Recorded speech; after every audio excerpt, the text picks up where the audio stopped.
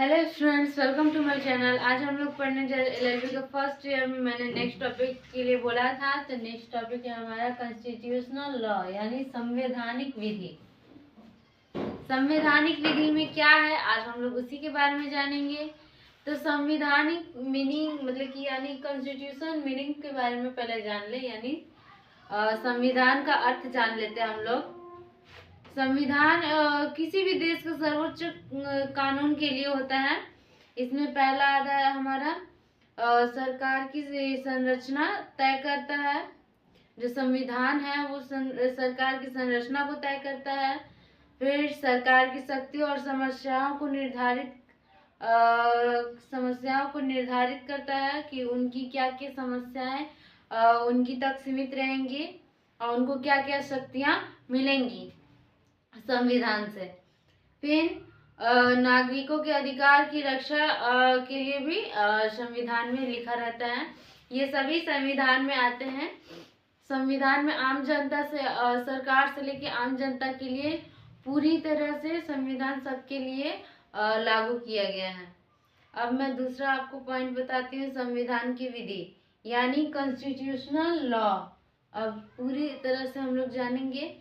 तो constitutional law में हमारा आ जाता है इसकी जो पहली विधि की जो शाखा है उसके बारे में जान लेते हैं। तो संविधान की व्याख्या करना संविधान का एक मुख्य शाखा है। राज्य और नागरिकों के बीच संबंध को ये बताता है और सरकार के विभिन्न अंगों और की शक्तियों को नियंत्रित संविधान के नियम ही करते हैं। फिर तीसरा हमारा रहता है संविधान कितने प्रकार के होते हैं। तो संविधान दो प्रकार के होते हैं, एक लिखित एक अलिखित, यानी मौखिक भी बोल सकते हैं। मौखिक जो केवल बोला गया हो, लेकिन उसे अलिखित ही संविधान माने जाएंगे। ये जो है लिखित वो एक दस्तावेज में लिखा हुआ है और वो भारत और अमेरिका इसके उदाहरण के लिए है। और जो अलिखित है वो रीति रिवाजों पर आधारित है, जो कि इंग्लैंड से इसका उदाहरण दिया जा सकता है। इसका उदाहरण इंग्लैंड बहुत ही अच्छा उदाहरण रहेगा, क्योंकि इंग्लैंड में कोई भी लिखित संविधान नहीं है, उसमें अलिखित संविधान ही है। फिर चौथा हमारा आ जाता है कठोरता और लचीला पन का संविधान। तो इसमें आ जाता है कठोर संविधान में संशोधन कठिन, यानी जो अमेरिका का जो संविधान है वो बहुत ज़्यादा कठोर है। तो इसका उदाहरण के लिए कठोर अगर हम लोग संविधान अगर कभी भी जाने तो अमेरिका को जान सकते हैं, और अगर लचीलापन जाने तो उसके लिए इंग्लैंड रहेगा, क्योंकि वो बहुत ही सरल और आसान संशोधन किया है। लेकिन हमारे जो भारत में है वो कठोर और लचीलापन दोनों ही इसमें मिश्रित है। तो हमारा भारत का जो संविधान है वो वो संविधान का सबसे लंबा विश्व का सबसे लंबा संविधान है,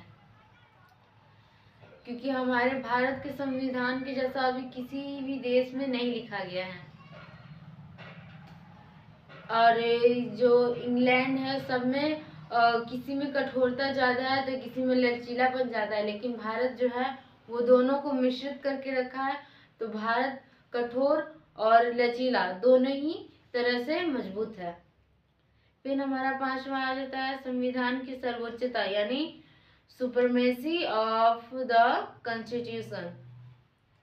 इसमें संविधान की सभी कानूनों से ऊपर होता है। फिर संविधान के विरुद्ध बना कानून अमान्य होता है।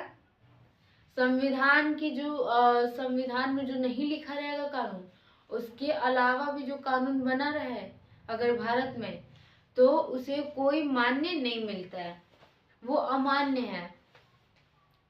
फिर न्यायालय इसकी रक्षा करता है। संविधान की जो रक्षा करते हैं वो न्यायालय करते हैं। फिर अब हम लोग आ जाते हैं रूल ऑफ लॉ के बारे में। इसके मुख्य सिद्धांत क्या हैं?